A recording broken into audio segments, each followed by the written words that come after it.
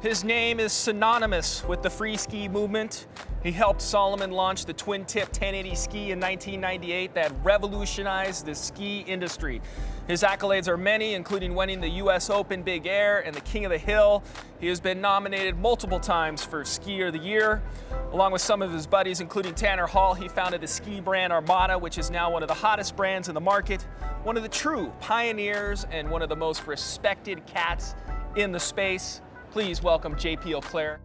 Grew up in Quebec City. I started skiing probably when I was 5. My dad took me to this little hill. It's actually like elevation's about 50 meters. It's like super small. It's like downtown in the city. Yeah, and that's where I started skiing. And I think ever since I've just been going every weekend with my dad and my brother until I, turned it into a career. That's really all I cared about. Like in school, I'd be thinking about skiing, and it's really the only environment where I truly felt like myself. I was really happy when I was skiing, feeling super free, and just going fast down the hill and hitting some jumps and stuff. It's a passion that's never left me since. It's been the same since the beginning. I started to get into mogul skiing when I was 16. I was racing back then, and I kept getting my pass pulled off because I would hit jumps and you couldn't do that. I kept getting in trouble all the time, and I would skip, racing training to go hit some jumps and stuff. And people told me that if I joined the freestyle club, I would, be encouraged to jump and, could do it without getting my pass pulled.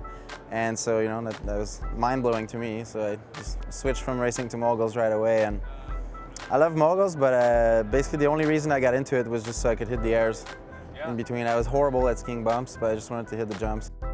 Start, approaching the snow park and going in there, and a bunch of buddies felt the same way about it, like JF, Vinny, Philou, and Douglas. We're all on the mogul team together, and so we'd sneak out after training to hit the tabletops and stuff. We're having more fun there. It was bigger jumps. You could do different tricks and stuff. Mike Douglas, who was our coach at the time, kind of saw something, there, and he's really the one who decided to get organized. We're just out there having a good time, and Mike is really the one who kind of decided to make it a project. He started filming us after training every day and put together a proposal video and sent it to all the ski companies. And yeah, in the end, Salomon are the ones that took us up on it and did the 1080.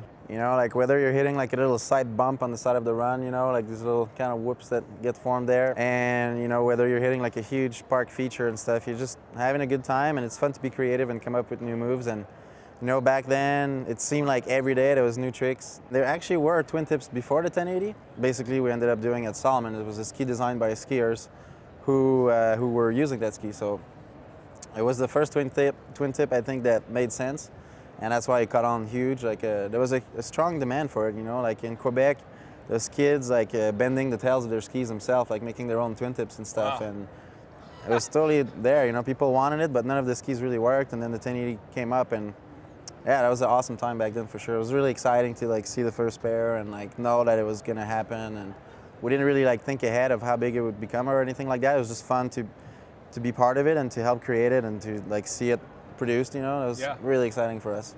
It was just through time. I actually think it's really cool that the whole twin tip thing came along and the whole freestyle revolution, because before then you had to be from the West Coast or something, an area with big mountains, if you wanted to be a pro skier. And when that whole deal came along, any guy out there could be a professional skier. And I turned pro, and through my career, I got to discover big mountains and powder skiing. I was raised just skiing ice and, groomers and stuff. And through my career, I got to discover powder skiing, big mountains, and that's ultimately what I totally fell in love with, and that's what really kept my passion going for skiing and stuff. I could see a lot more things to do and a lot more goals, and yeah. I got thrown in the mix pretty quick, and that's how it goes as a professional skier. I was pretty much straight out of Quebec and right into a heli one day, and went heli skiing, and had no knowledge, had no experience, had no respect, and got caught in a pretty good sized slide. I didn't get buried, but totally learned my lesson right off the back. And ever since then, I was kind of planning on, taking a class or trying to learn a little bit more about it. And never took the time to do it until a couple of years ago.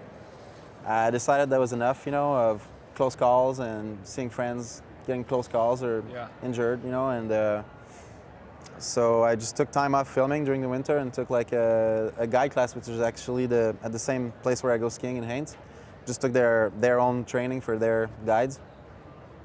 And it's fascinating to learn about snow physics, because I think it's interesting, but also I think it's a responsible thing to do. And I'm way into it, and this year I actually just finished my first like real serious class. Just 3 days ago I just finished avalanche operation level 1 for like the Canadian Avalanche Association. Okay. It was like an 8-day super intense class. I thought I was going to fail for sure. I had a real hard time. It was intense, but yeah, barely made it through. A couple buddies and I that I met in Haines actually started a foundation, put something together last summer. It's called Alpine Initiatives. And the idea got spun actually last year in Vegas.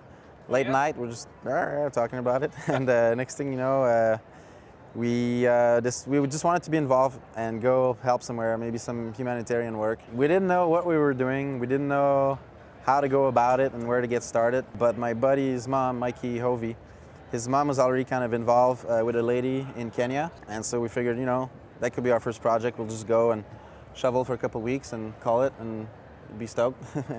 But it turned out to be like a lot more complicated than that. Like the more we learned about it, the more we realized that we were a little bit naive about, you know, how the whole principle of helping people would work.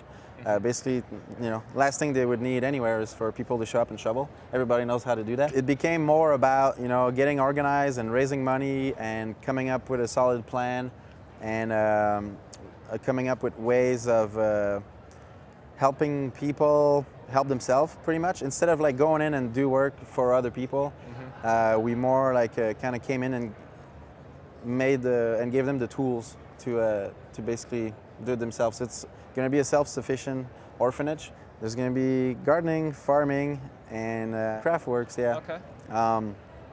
Yeah, it's like it'd be pretty complicated to explain like the whole thing. Yeah. But basically, the idea was to go in and help them get started and set the things in place. And now it's going to be like a fully functional, self-sustainable orphanage in Kenya.